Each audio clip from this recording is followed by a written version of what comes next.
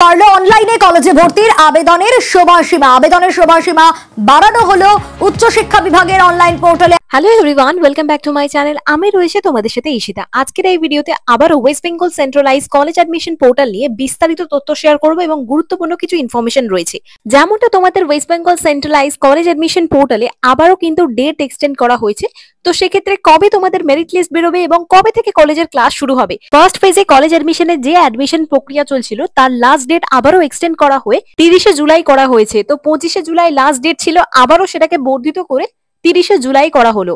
তো এখনো পর্যন্ত পরের শিডিউল কি হবে, কবে কলেজ থেকে ক্লাস শুরু হবে, কোনো রকম ডেটই ডিক্লেয়ার করা হয়নি। তবে বেশ কিছু সংবাদপত্রের মাধ্যমে জানা যাচ্ছে রাজ্যের উচ্চশিক্ষায় ভর্তি ও নিয়োগের ক্ষেত্রে অন্যান্য অনগ্রসর শ্রেণী অর্থাৎ ওবিসি সংরক্ষণ মামলার শুনানি সোমবার অর্থাৎ আজকে সুপ্রিম কোর্টে হওয়ার সম্ভাবনা রয়েছে।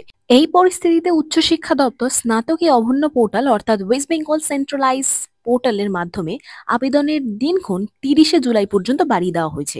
আগের নোটিশের রেজিস্ট্রেশনের ডেট ছিল 25শে জুলাই, সেটাকে আরো এক্সটেন্ড করে 30শে জুলাই করা হয়েছে। এখনো পর্যন্ত তোমরা চাইলে ওয়েস্ট বেঙ্গল সেন্ট্রালাইজ পোর্টালে কলেজ অ্যাডমিশনের জন্য রেজিস্ট্রেশন করতে পারবে।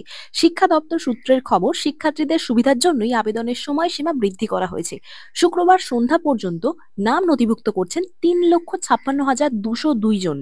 শেষবার আবেদনের সময়সীমা বৃদ্ধির 10 দিন পর দেখা যাচ্ছে মাত্র 8,000 মতো নাম নথিভুক্ত হয়েছে রাজ্যের সমস্ত কলেজগুলোতে। 14 জুলাই সন্ধ্যা পর্যন্ত যে তথ্য বিকাশ ভবন দিয়েছিল তাতে দেখা যাচ্ছে 3,48,298 জন ছাত্রছাত্রী নিজেদের নাম নথিভুক্ত করেছেন। উচ্চশিক্ষা আধিকারিকদের একাংশ বলছেন, সুপ্রিম কোর্টে ওবিসি মামলার শুনানি বারবার পিছিয়ে যাওয়ার কারণেই রাজ্য সরকার ভর্তি প্রক্রিয়া অর্থাৎ ওয়েস্ট বেঙ্গল সেন্ট্রালাইজ কলেজ অ্যাডমিশনের যে প্রক্রিয়া সেটা দিন বাড়াতে বাধ্য হয়েছে। প্রথমে 1 জুলাই থেকে 15 জুলাই, তারপর 25শে জুলাই পর্যন্ত দিন বাড়ানো হলো এবং শেষবার তা হলো 30শে জুলাই। এতে তোমাদের গ্র্যাজুয়েশন অর্থাৎ স্নাতকে 2025 শিক্ষাবর্ষে ক্লাস শুরুর ক্ষেত্রে অনিশ্চয়তা আরো বাড়লো বলেই মনে করছেন সকলে। কারণ যেখানে তোমাদের 1 আগস্ট থেকে কলেজে ক্লাস শুরু হওয়ার কথা ছিল, তার বদলে এখনো পর্যন্ত কোনো রকম মেরিট লিস্টে প্রকাশিত হয়নি, কোনো রকম ফার্দার নোটিশ বা তোমাদের শিডিউল কিছুই আর প্রকাশিত হয়নি। অর্থাৎ তোমাদের মেরিট লিস্ট প্রকাশ করে তোমাদের কলেজে পেমেন্ট করে অ্যাডমিশন নেওয়া থেকে শুরু করে কলেজের ডকুমেন্ট ভেরিফিকেশন সমস্ত করতেই কিন্তু আগস্ট মাসের শেষ অবধি আশা করা যাচ্ছে চলে যাবে।